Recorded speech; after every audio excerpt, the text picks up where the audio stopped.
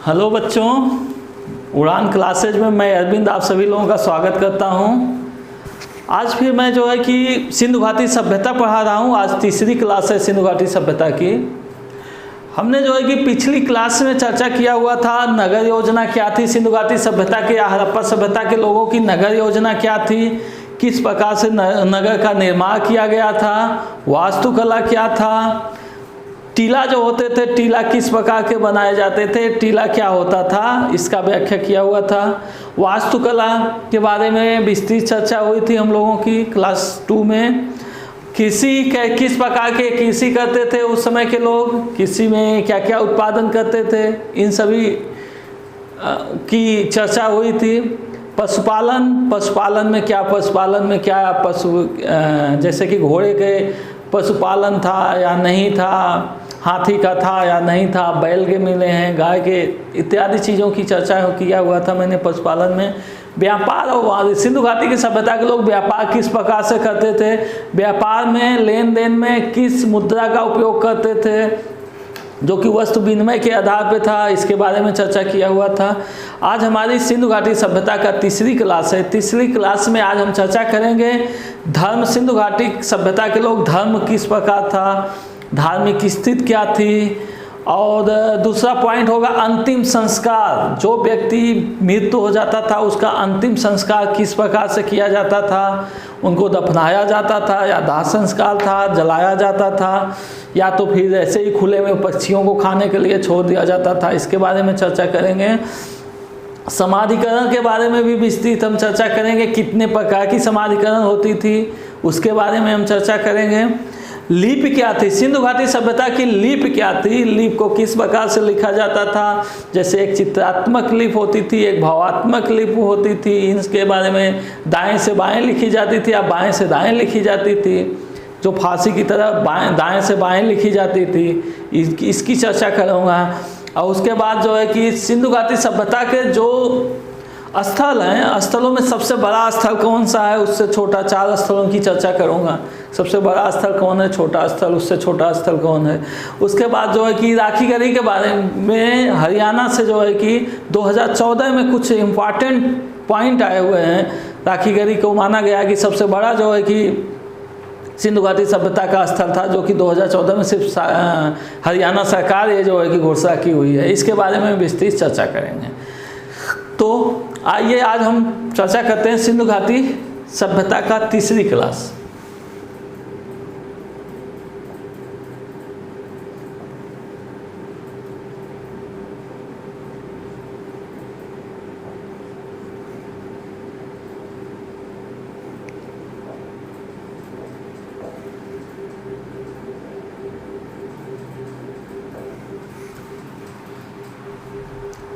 सिंधु घाटी सभ्यता की तीसरी क्लास है। तीसरी क्लास में सबसे पहले हम धर्म पे आते हैं कि सिंधु घाटी के लोग धार्मिक स्थिति क्या थी।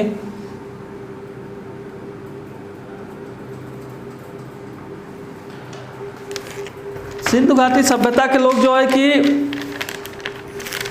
इनका खुदाई से जो हमें साक्ष्य मिले हैं,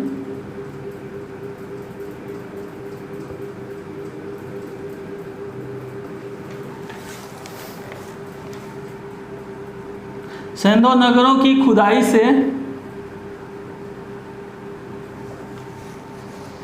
किसी भी मंदिर के अवशेष प्राप्त नहीं हुए हैं।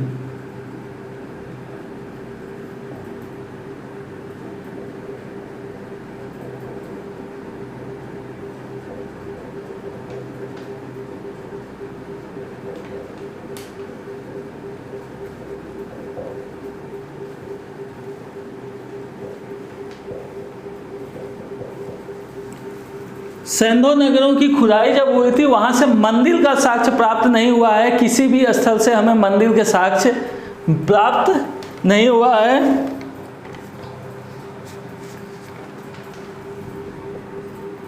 मोहनजोदड़ो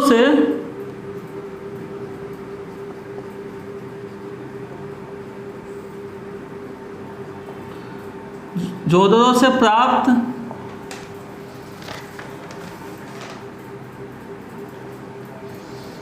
ध्यान रथ ध्यानरत योगी की प्रस्तर मूर्ति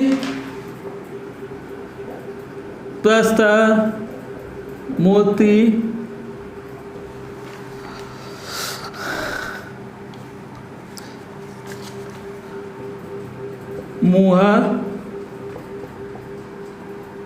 जिस पर पद्मासन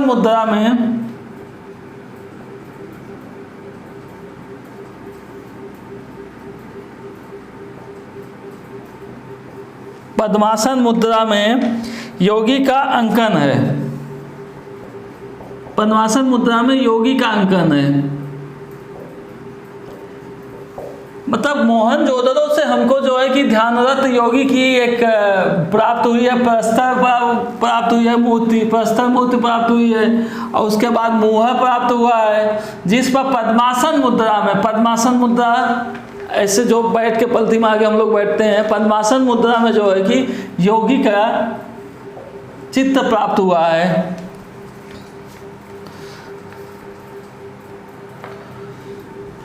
अब पद्मासन मुद्रा में बैठने के कारण ऐसा प्रतीत होता है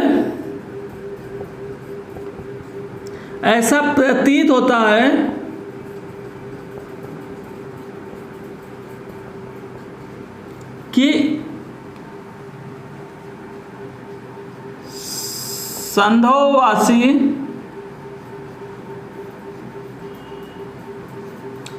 योग से परिचित है।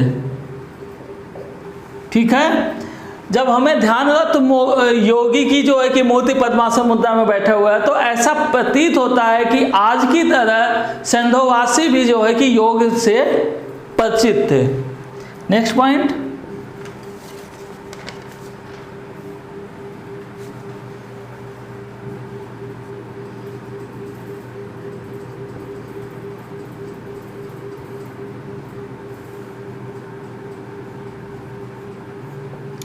संधोवासी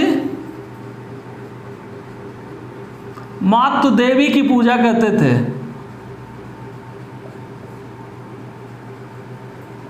जो कि हमें एक महिला के जो है कि गर्भ से पौधा निकलता हुआ दिखाया गया है, महिलाओं की जो है कि श्रेष्ठ स्थिति थी, उसका जो है कि हमें अंकन होता है। तो इससे पता चलता है कि मातृ देवी की मतलब कि मातृ देवी के रूप में संधोवासी उस समय पूजा करते थे। ठीक है बच्चों, इसको नोट कर लो, आप लोग नोट कर लो। नेक्स्ट पॉइंट पे आते हैं।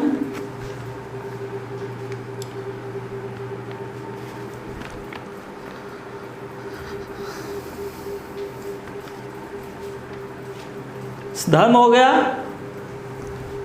गया। अब हमारा आता है अंतिम संस्कार आता है। नेक्स्ट पॉइंट, अंतिम संस्कार कैसे करते थे, जो लोग मर जाते थे उनकी संस्कार कैसे होती थी, इसके बारे में चर्चा करते हैं।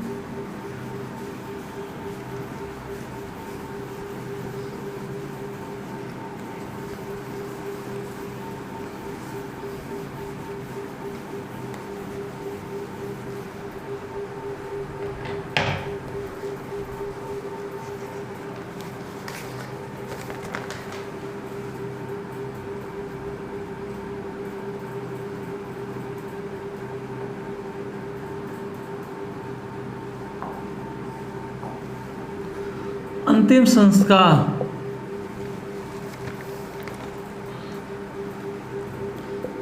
संधोवासी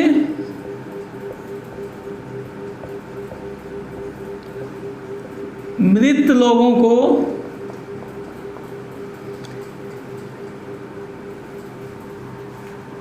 तीन प्रकार से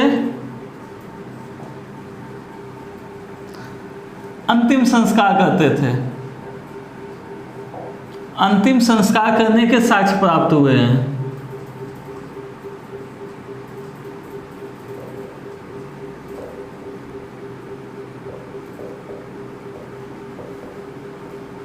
प्राप्त हैं। ठीक है, ये तीन प्रकार क्या क्या है, आ जाइए ऐसे कर देते हैं ताकि ज्यादा याद रहे। दाह संस्कार, दाह संस्कार वह संस्कार होता था जिसको जो है कि संध्यावासी जलाने के बाद जो राखी बची होती थी उसे मिट्टी में दफन कर देते थे, इसको दाह संस्कार करते हैं। दूसरा जो होता था पूर्ण समाधिकरण,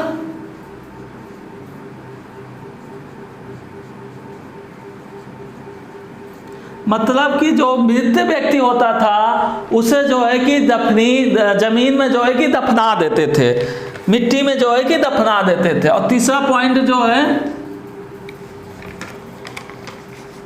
आंशिक समाधि विधान।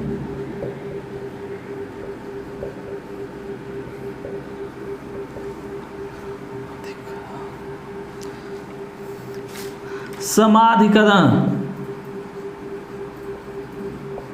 अंतिम समाधिकरण, आंशिक समाधिकरण। ठीक है, दाह संस्कार कैसा संस्कार होता था? आंशिक समाधिकरण को समझ लीजिए। आंशिक समाधिकरण जो है व्यक्ति को पहले छोड़ देते थे, चील कौए खा जाते थे, पशु खा जाते थे, जो बचता था उसको ले जाकर के दफना दिए करते थे। पारसी पद्धति के अनुसार जो है कि इनका दाह संस्कार किया जाता था।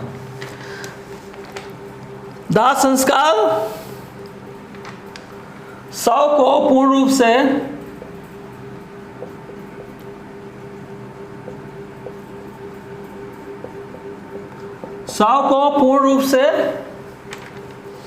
जलाने के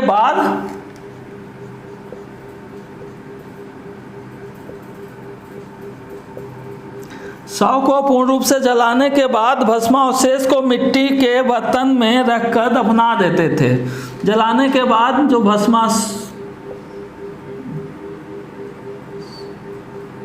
भस्मावशेष प्राप्त होता है उसे जो है कि मिट्टी में रखकर, मिट्टी के बर्तन में रखकर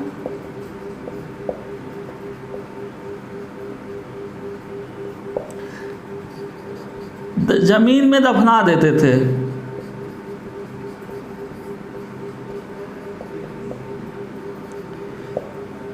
ये जो है कि हिंदू धर्म से मिलता जुलता हुआ, हिंदू विधि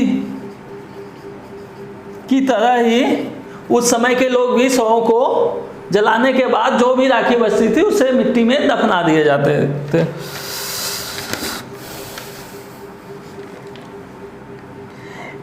इसमें जो है कि पूर्ण शव को मिट्टी में दफना दिया जाता था। पूर्ण शव को मिट्टी में दफना दिए जाते थे। पूर्ण समाधिकरण को पूर्ण शव को मिट्टी में दफना दिया जाता था।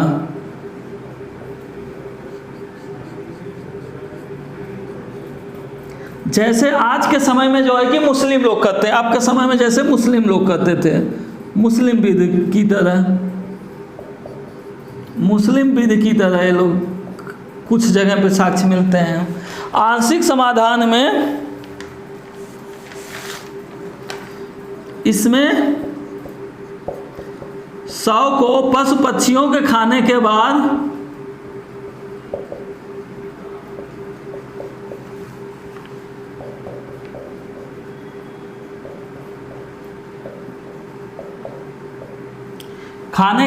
जो शव शेष बचती थी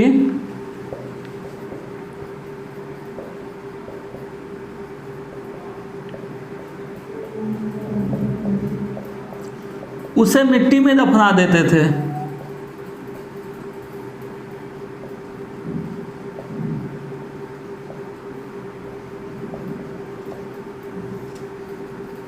ये पारसी जो है विधि द्वारा हो, पारसी भी ऐसे ही करते हैं, पारसी विधि इसको बोलते हैं, पारसी विधि की तरह, पारसी विधि की तरह। ठीक है, मतलब उस समय का अंतिम संस्कार 3 प्रकार से होता था। 3 प्रकार में दाह संस्कार वह संस्कार था जिसको शव को पूर्ण रूप से जला देते थे, फिर जली हुई राख को मिट्टी के बर्तन में रख करके दफना देते थे जमीन में। तो ये हो गया आपका दाह संस्कार, जो कि हिंदू विधि की तरह होता था उस समय। और दूसरा जो है कि पूर्ण समाधिकरण में शव को मिट्टी के अंदर दफना दिया जाता था, जो कि आज के समय में जिस प्रकार से मुस्लिम लोग करते हैं, इसे मुस्लिम विधि की तरह माना जाता है। और तीसरा और अंतिम जो है आंशिक समाधिकरण में शव को जो है कि पहले छोड़ दिया जाता था, पशु पक्षी उसे खा जाती थी, खाने के बाद जो शेष बचता था उसको जो है जमीन के अंदर दफना दिया जाता था। पारसी लोग इसी प्रकार के करते हैं, इसको आप लोग नोट कर लीजिए। फिर नेक्स्ट पे चलते हैं।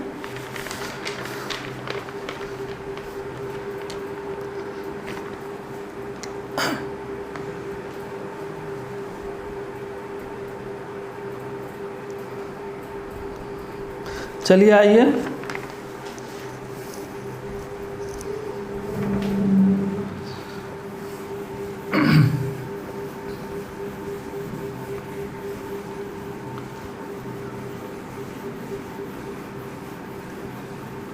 बच्चों इसको जो है कि आप लोग देखिए मैं कितना अलग अलग पॉइंट करके, ताकि आप लोगों को दिमाग में बैठ जाए, इसलिए मैं 3 पार्ट, ऐसा हो सकता था कि मैं 1 2 3 भी करके लिखा सकता था, लेकिन मैं जो है कि इस प्रकार से करा रहा हूँ ताकि आप लोगों के दिमाग में बैठे। और जो भी आपका नोट्स हो, जब एग्जाम देने जाएं तो आप जो है कि एक बार अपने नोट्स को पलटें, आपको मेरी क्लास की सारी सीन याद आ जाएगी कि किस प्रकार से लाइन खींच के अलग अलग डिवाइड करके किस प्रकार से समझाया गया था। तो आप एक बार बस एग्जाम देने से अगर 2 दिन भी पहले एक बार अगर पलट लेंगे तो आपके दिमाग में ये छोटी छोटी चीज़ें जो है कि हमेशा याद रहेंगी, वहाँ विकल्प मिलने पे आप सही क्वेश्चन कर लोगे। आइए देखते हैं समाधिकरण क्या होता है। समाधिकरण मतलब कि जो दफनाए जाते थे वो कितने प्रकार के होते थे। कुछ अंडाकार होते थे, कुछ चौकोर होते थे, कुछ ताबूत में रख के दफनाए जाते थे। तो हम ये देखते हैं कि समाधिकरण जो है कितने प्रकार से दफनाया जाता था।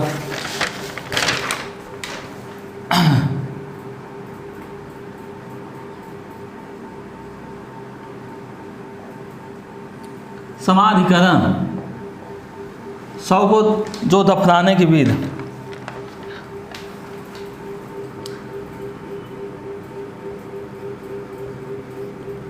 अंडाकार समाधिकरण जो है हमको कहाँ से मिलती है?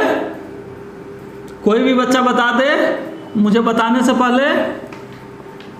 अंडाकार समाधिकरण बच्चों कहाँ से मिलती है? शुल्कोत्तरा।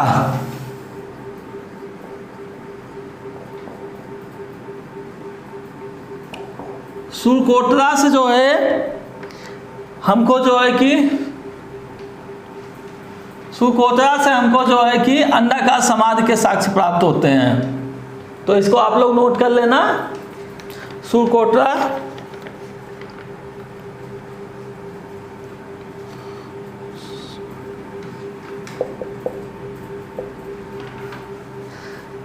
ताबूत, जो ताबूत में रख के दफनाते हैं, ताबूत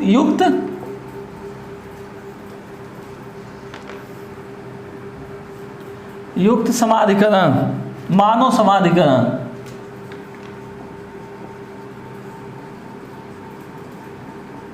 ताबूत में रख के किस स्थान पे दफनाते थे? हमें हड़प्पा से मिलता है कि ताबूत में रख के शव को दफना दिया जाता था। किसमें? ताबूत में रख करके, लकड़ी की ताबूत बनी होती थी, उसमें रख करके शव को जो है दफना दिया जाता है। ये साक्ष्य हड़प्पा से मिली हुई है।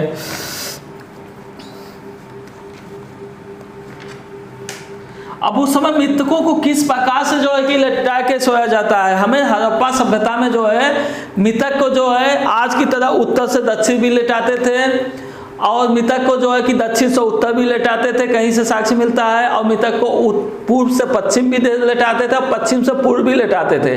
मतलब जैसे आज हम लोगों के समाज में जो है कि हिंदू धर्म में जो है कि शव को उत्तर सर होता है और दक्षिण की तरफ जो है कि पैर होता है, उसी प्रकार से उस समय की भी मान्यता थी कि कहीं कहीं उत्तर सर होगा और दक्षिण तरफ पैर होगा, कहीं था दक्षिण तरफ सर होगा उत्तर की तरफ पैर होगा, और कहीं था जो है कि पूर्व की तरफ पैर होगा और पश्चिम की तरफ जो है कि सर होगा, और कहीं पे था कि पश्चिम की तरफ जो है कि पैर होगा, पूर्व की तरफ सर होगा। तो कहाँ कहाँ कैसे कैसे किस प्रकार से थे इसको नोट कर लो, एग्जाम में पूछता है ये सब क्वेश्चंस। हड़प्पा व कालीबंगा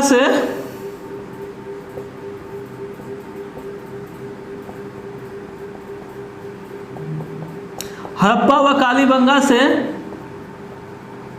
शव को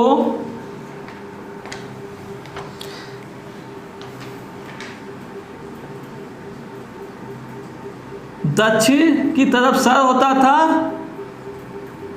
और उत्तर की तरफ पैर होता था। दक्षिण उत्तर की तरफ जो है कि दफनाते थे। शव को क्या कहते थे? दक्षिण की तरफ सर होता था, उत्तर की तरफ पैर होता था। किस प्रकार से बच्चों? देखो मैं एक बना रहा हूं आप लोगों को, हमेशा जो है कि इस प्रकार होता है। ये हो गया ईस्ट, ये हो गया वेस्ट, ये हो गया नॉर्थ, ये हो गया साउथ, मतलब पूर्व, पश्चिम, दक्षिण और उत्तर। तो इस प्रकार से शव हो जाता था। शव को मतलब कि सर को जो है कि दक्षिण की तरफ कर देते थे साउथ में, और जो है कि पैर को नॉर्थ की तरफ करके लेटा करके हड़प्पा सभ्यता में और कालीबंगा में, हड़प्पा में और कालीबंगा में इस प्रकार के हमें साक्ष्य प्राप्त हुए हैं। लोथल से कैसे प्राप्त होते हैं?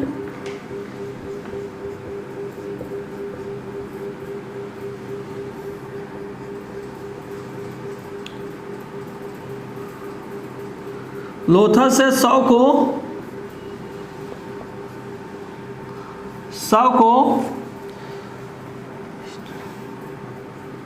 पूर्वी और पश्चिमी की करते थे। सर को पूरब करते थे और पैर को पश्चिम की तरह करते थे। मतलब कैसे हो गया? इस हिसाब से आप देखोगे तो यहाँ पे देखो,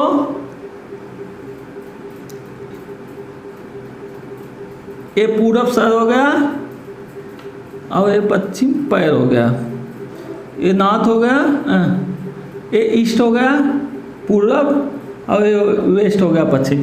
ये हड़प्पा लोथल से जो है कि हमको इस प्रकार से शव को लेटाए जाने के साक्ष्य प्राप्त होते हैं। रोपल से कैसे मिलते हैं हमें? रोपल से शव को पश्चिम पूर्व की तरह लेटाते थे।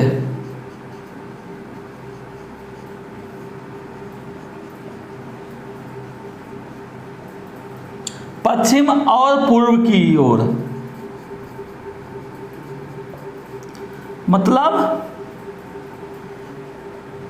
सर इधर होता था और पैर इधर। तो ये हो गया वेस्ट, ये हो गया ईस्ट। इस प्रकार से जो है दफनाया जाता था। ये हमें रोपल से प्राप्त होता है।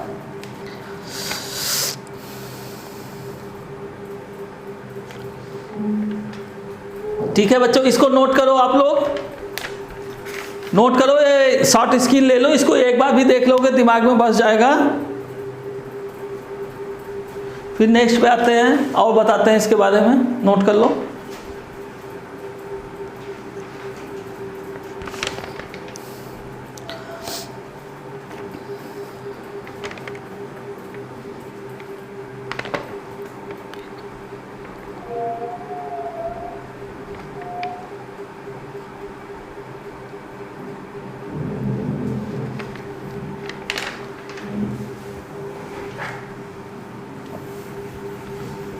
चलिए आगे आते हैं।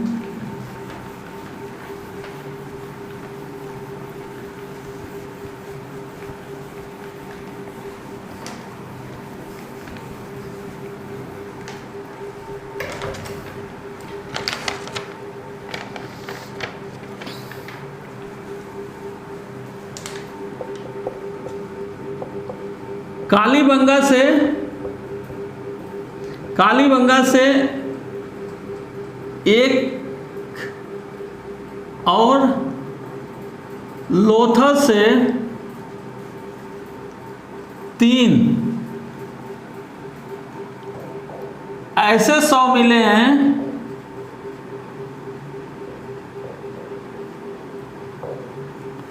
जिसे एक साथ 2 आदमी को दफनाए जाने के साक्ष्य प्राप्त होते हैं। ऐसे 100 मिले हैं जिसमें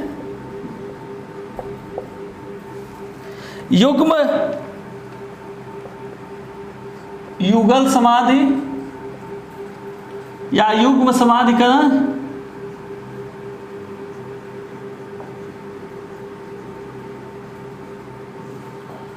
के साक्ष्य प्राप्त हैं।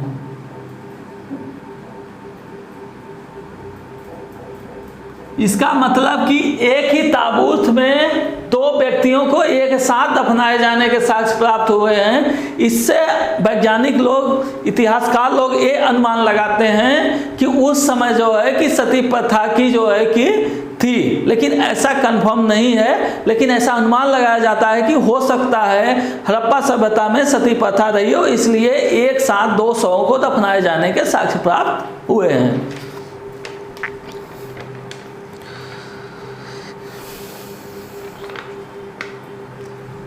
नेक्स्ट पॉइंट, कहीं कहीं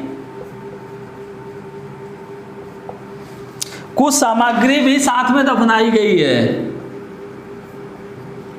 कुछ सामग्री भी जो आदमी प्रयोग करता था, सामग्री भी शव के साथ दफनाया गया प्राप्त हुआ है।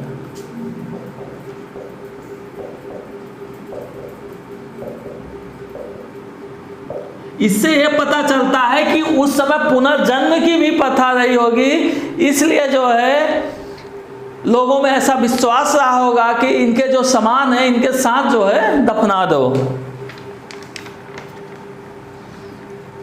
मिट्टी के बर्तन, आभूषण और जो प्रयोग करते थे वो सारे दफनाए गए थे। क्या क्या था? मिट्टी के बर्तन,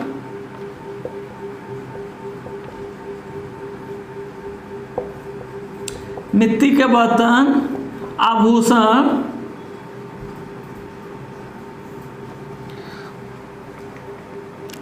उपकरण, दीप, दिया साथ में दफनाया जाता था। रोपर से हमें मालिक के साथ कुत्ते को दफनाए जाने के साक्ष्य प्राप्त हुए हैं। रोपर से हमें मालिक के साथ कुत्ते को दफनाए जाने के साक्ष्य प्राप्त हुए हैं। ये इंपॉर्टेंट है, क्वेश्चन पूछता है किस स्थान पे जो है कि कुत्ते को दफनाए जाने का साक्ष्य प्राप्त हुआ, तो ध्यान देना रोपर से।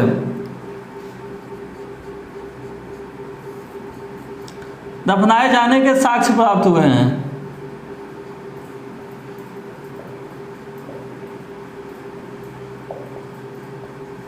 ठीक है, कब्र में एक साथ दफनाया गया था। नोट कर लो बच्चों इसको।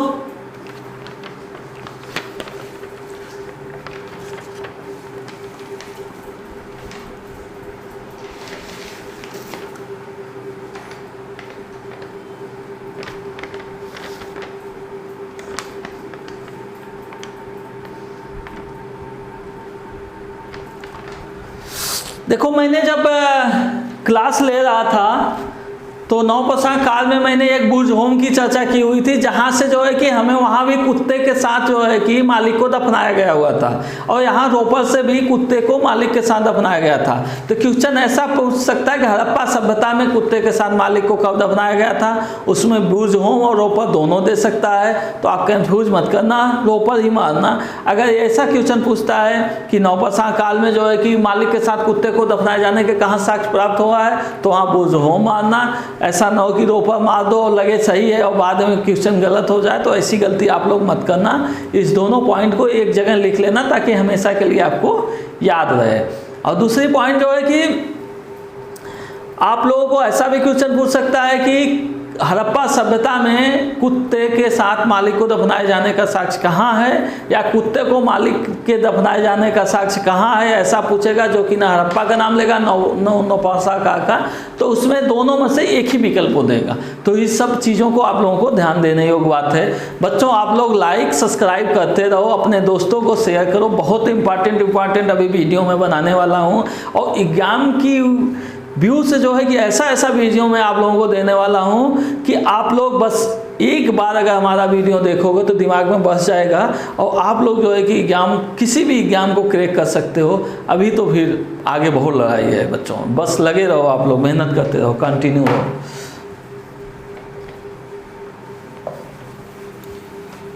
बच्चों लगे रहो और मेहनत से पढ़ते रहो, आगे बहुत एग्जाम होने वाले हैं आप लोगों के। जो भी एग्जाम हो आप लोग क्वालिफाई कर जाओ, टाइम अभी आप लोगों के पास बहुत है।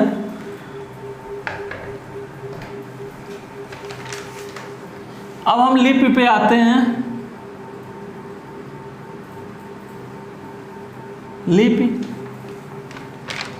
सिंधु लिपि के बारे में आप लोगों को पता है कि सिंधु लिपि जो थी उसको अभी तक पढ़ा नहीं गया है। विद्वानों का अलग अलग मत है। कुछ विद्वानों का सिंधु लिपि जो लिखी गई थी उसमें कुछ चित्रात्मक लिपि थी, कुछ भावात्मक लिपि थी, और कुछ जो है कि अक्षरात्मक लिपि थी। तो उसको अभी तक किस अक्षर में कैसे पढ़ा गया है, कुछ दाएं से बाएं लिखी जाती थी, अक्सर जो है कि दाएं से बाएं ही लिखी जाती थी।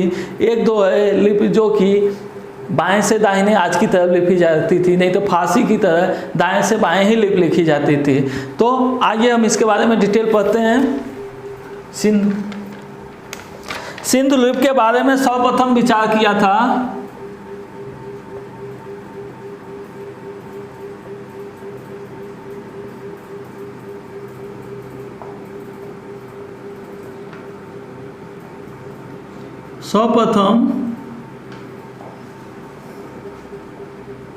विचार व्यक्त किए थे। कौन थे वो? अलेक्जेंडर कनिंघम किए थे। अलेक्जेंडर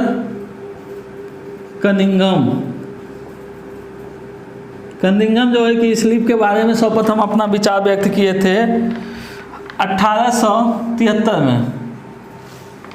1873 में इन्होंने लिपि का संबंध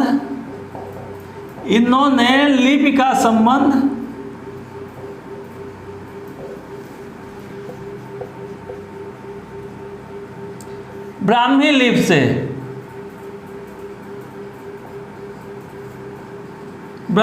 से किया था।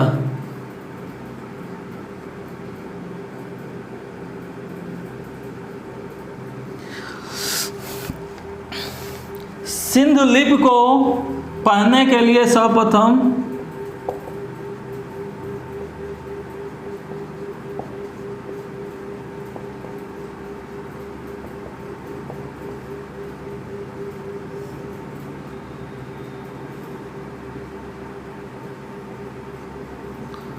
सर्वप्रथम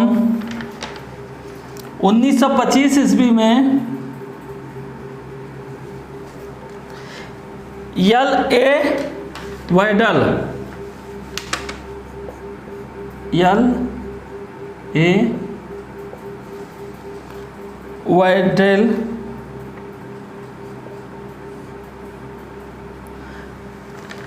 ने किया था।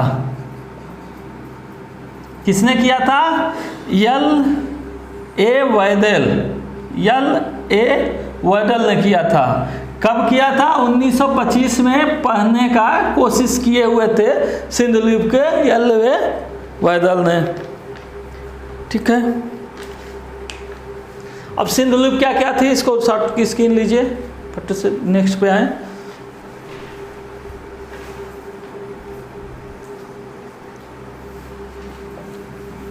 चलिए,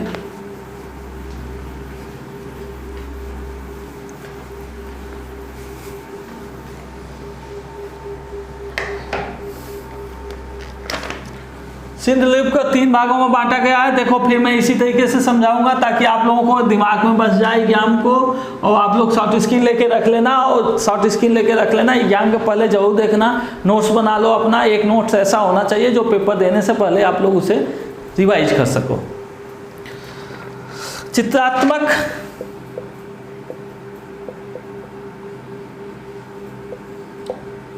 चित्रात्मक लिपि थी, भाव चित्रात्मक था,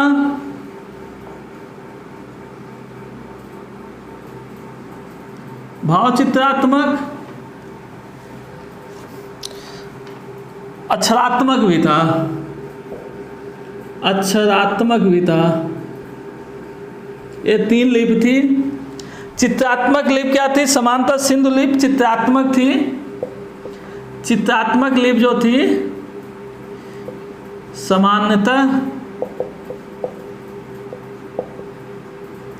सिंधु लिपि चित्रात्मक थी, ज्यादातर चित्रात्मक ही थी सिंधु लिपि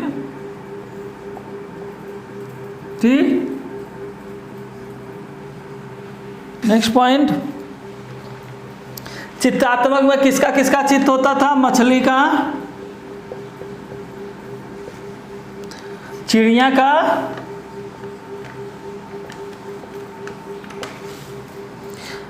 मानवाकृति, मानव द्वारा बनाया हुआ चित्र होता था, मानवाकृति इत्यादि चित्र पाए जाते थे।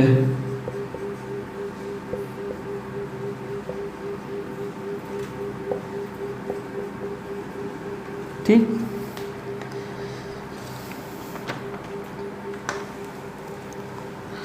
भावात्मक लिपि के कुछ साक्ष्य प्राप्त हैं हमें, ज्यादातर नहीं प्राप्त हैं।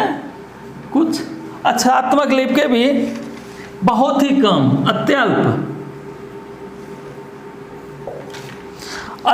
बहुत ही कम जो है कि अक्षरात्मक लिपि भी हमें प्राप्त होते हैं। आप लोग इसको नोट करो। अधिकांश लिपि जो हमारी होती थी वो दाएं से बाएं लिखे गए हुए होते थे। अधिकांश लिपि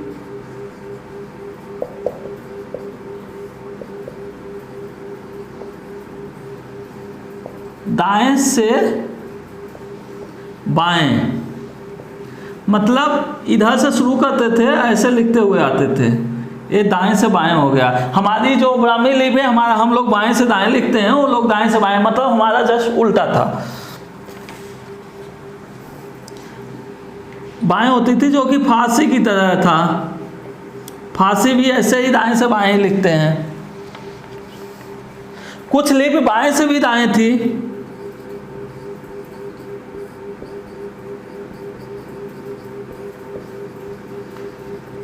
बाएं से दाएं थी, ठीक है, जो ब्राह्मी लिपि की तरह था।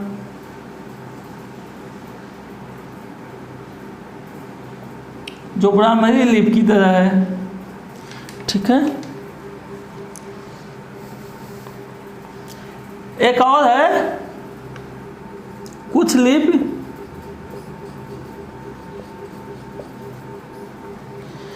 गोमुत्रिका लिपि थी।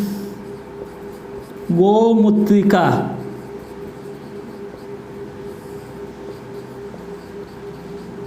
गोमुत्रिका लिपि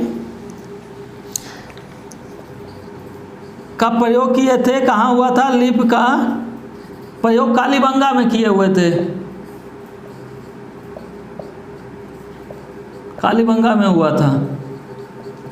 इस प्रकार से हम देखते हैं कि गोमुत्रिका लिपि जो है कालीबंगा से हमें साक्ष्य प्राप्त हुए हैं। बाकी लिपि जो है कि चित्रात्मक अधिकतम लिपि थी, जो कि दाएं से बाएं लिखी जाती थी, कुछ ही जगह बाएं से दाएं लिखी जाती थी।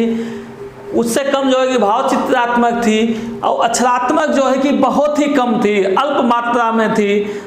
ये और इस प्रकार से जो है कि हम देखते हैं कि मछली के और चिड़िया के और मानव जो अपने हिसाब से चित्र बना सकता है, इस प्रकार से चित्र के साक्ष्य में प्राप्त होते हैं। तो इसका मतलब अभी तक जो है कि सिंधुवासी का लिपि जो थी अभी भी इतिहासकारों ने नहीं पढ़ सके हैं, कोई भी अभी पढ़ नहीं सका है।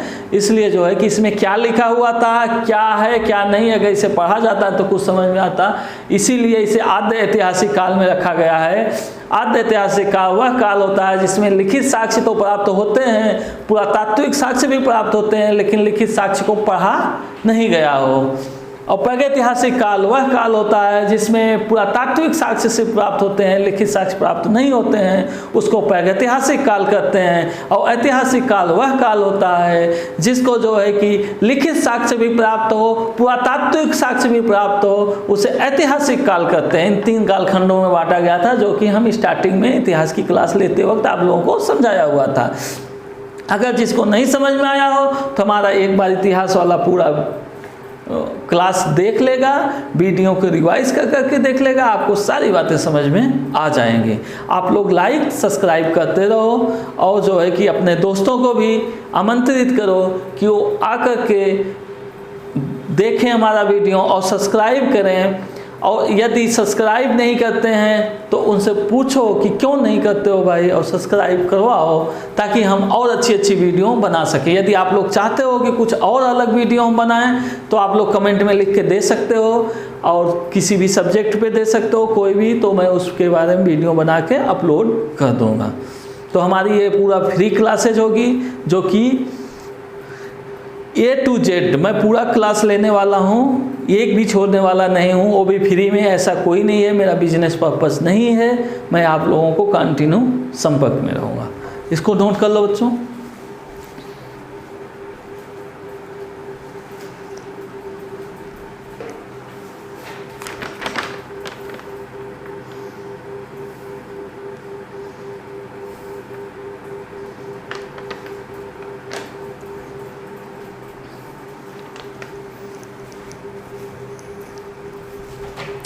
ठीक है, आइए नेक्स्ट पे चलते हैं।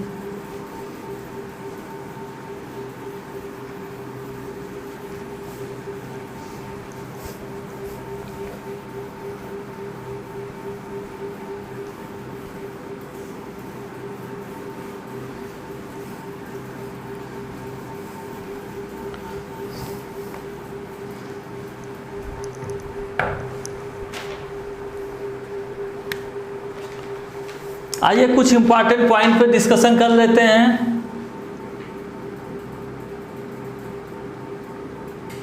क्षेत्रफल देखते हैं किस स्थान के स्थल का सबसे बड़ा क्षेत्रफल था। एक क्रम बना देते हैं। मोहनजोदड़ो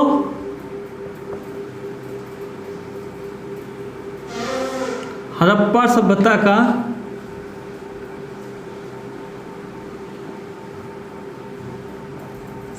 सबसे बड़ा स्थल था।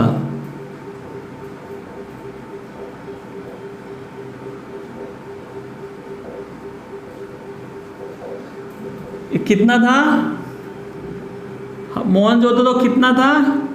2.5 किमी वर्ग मीटर, वर्ग किमी होगा ये, वर्ग किमी। ठीक है। उसके बाद हड़प्पा आता है। हड़प्पा क्या है? 1.5 वर्ग किमी। हड़प्पा की लंबाई दूसरे स्थान पर आते हैं। पहले स्थान पे है, दूसरा स्थान है, तीसरे स्थान पे कौन आता है? धौलावीरा।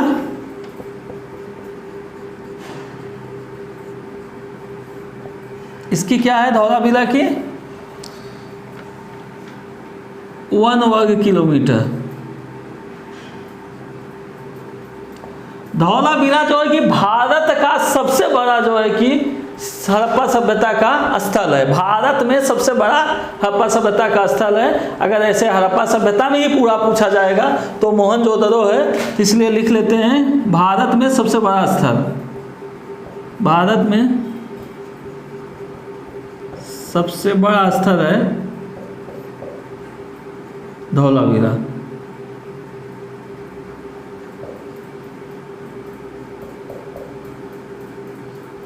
ठीक है, नोट कर लेना, इसको ध्यान देना। क्वेश्चन पूछ सकता है कि भारत में सबसे बड़ा स्थल क्या है, वो एक क्यों सबसे बड़ा स्थल कौन सा है, ये है आपका धौलावीरा। चौथा कालीबंगा।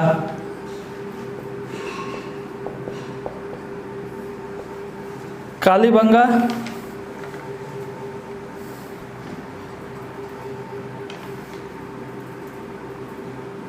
चौथे स्थान पे आता है।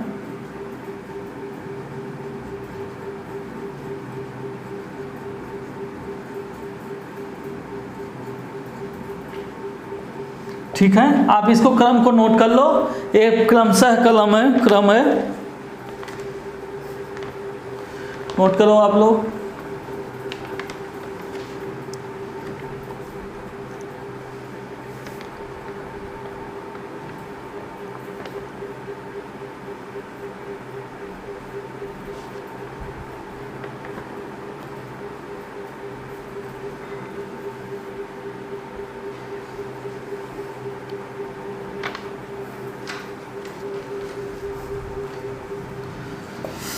थोड़ी सी राखी गढ़ी के बारे में जो है कि 2014 में कुछ एक प्रोफेसर शिंदे जी थे, उन्होंने लिखा हुआ है, उसके बारे में चर्चा कर लेते हैं। राखी गढ़ी का उससे क्वेश्चन जुड़ा हुआ नया नया घटना है तो क्वेश्चन पूछ सकता है, तो राखी गढ़ी का एक अलग से देख लीजिए।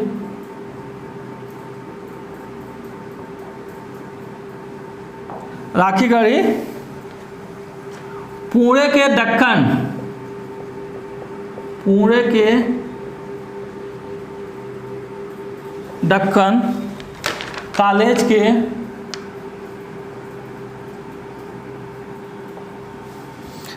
कॉलेज के प्रोफेसर बसंत शिंदे ने शोध किया है। बसंत शिंदे ने शोध किया है, शोध में पाया है कि हरियाणा के हिसार जिले में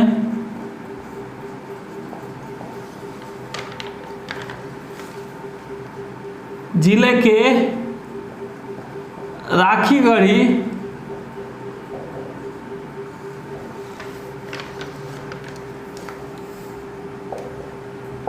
गांव में विश्व की सबसे प्राचीनतम सभ्यता है। विश्व की सबसे प्राचीनतम सभ्यता है।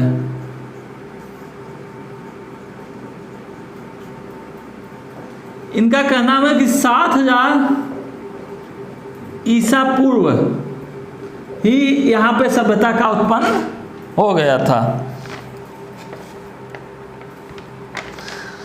हरियाणा सरकार ने राखी गढ़ी को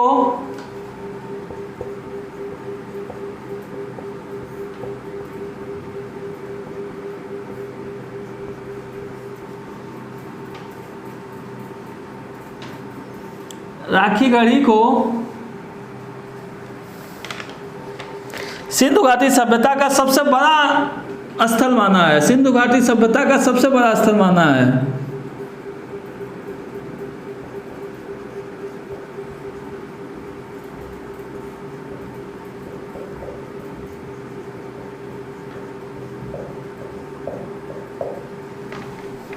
सबसे बड़ा स्थल होने का दावा किया है।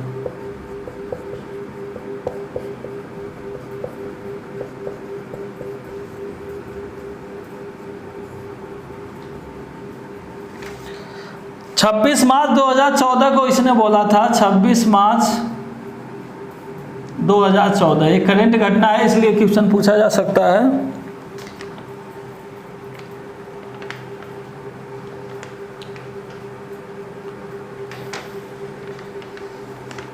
माना गया है कि ये 7 किलोमीटर में 7 किमी वर्ग में 7 किमी में फैला हुआ है। इसलिए जो है कि इसको सबसे बड़ा जो है हरियाणा सरकार ने घोषित किया गया है, घोषित किया है।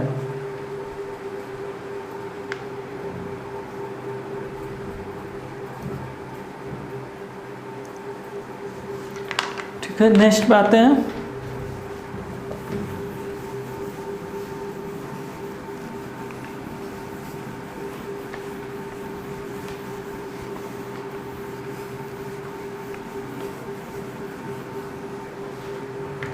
नेक्स्ट पे आ जाओ बच्चों। राखी गढ़ी का विकास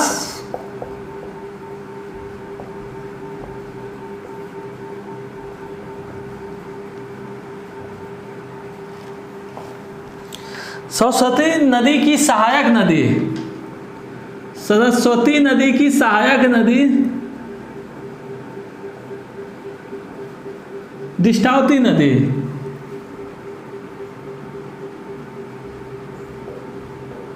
सहायक नदी दृष्टावती नदी, दृष्टावती नदी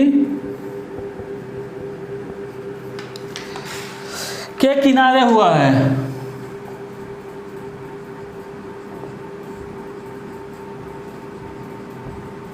राखी गढ़ी का कहाँ है? सरस्वती नदी के दृष्टावती नदी के तट पे हुआ है या किनारे हुआ है। पुरातत्व, पुरातात्विक लोगों का मानना है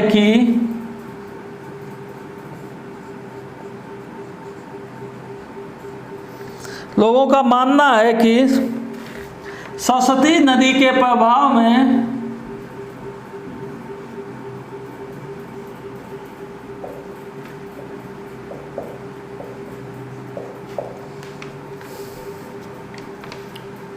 प्रभाव के कारण सरस्वती नदी के प्रभाव के कारण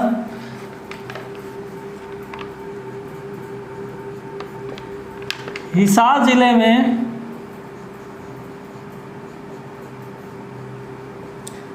तीन स्थलों की और पहचान की गई है।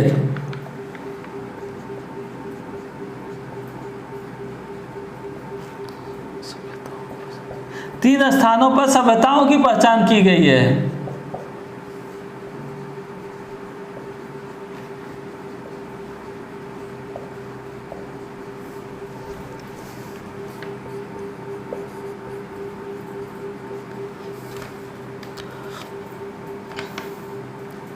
कौन कौन तीन है?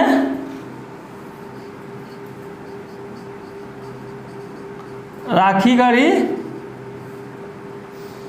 दूसरा बनावली जो अब फतेहाबाद में पड़ता है,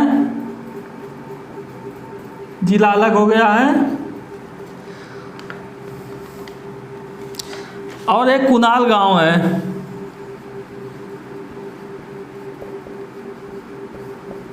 एक कुनाल गांव है। ये तीनों स्थल जो है कि सिंधु घाटी सभ्यता के स्थल हैं। यहाँ तीनों स्थानों पर सिंधु घाटी सभ्यता का स्थल है। इससे क्या पता चलता है कि राखी गढ़ी में हम लोगों ने देखा है, राखी गढ़ी जो है कि हरियाणा सरकार ने सबसे बड़ा स्थल घोषित कर दिया गया है। पूरे के प्रोफेसर शिंदे जी ने जो है कि राखी गढ़ी को सबसे प्राचीनतम सभ्यताओं में से एक सभ्यता माना है। इनका कहना है कि सबसे प्राचीनतम सभ्यता ये राखी गढ़ी सभ्यता थी। राखी गढ़ी सभ्यता जो है वो सरस्वती नदी के सहायक नदी दृष्टावती नदी के तट पे स्थित है। हरियाणा के हिसार जिले में जो है कि राखी गढ़ी है। राखी गढ़ी हरियाणा के हिसार जिले में तीन जो है स्थल प्राप्त गए हैं, राखी गढ़ी, बनावली और कुनाल। जो कि बनावली पहले हिसार में था, अब जो है कि वो फतेहाबाद जिले में स्थित है। तो इस प्रकार से आज हमारा हड़प्पा सभ्यता का जो है कि आज की क्लास ख़त्म होती है, समाप्त होती है। बच्चों आप लोग इसे अच्छे से नोट करो और नोट करने के बाद आप लोग जो है कि अपना नोट्स बनाओ, कंटिन्यू करो और सब्सक्राइब जरूर करो बच्चों। प्लीज़ सब्सक्राइब जरूर करो और सब्सक्राइब करवाओ ताकि हम और अच्छी अच्छी वीडियो आप लोगों को देते रहें। बहुत बहुत आप लोगों का धन्यवाद वीडियो देखने के लिए।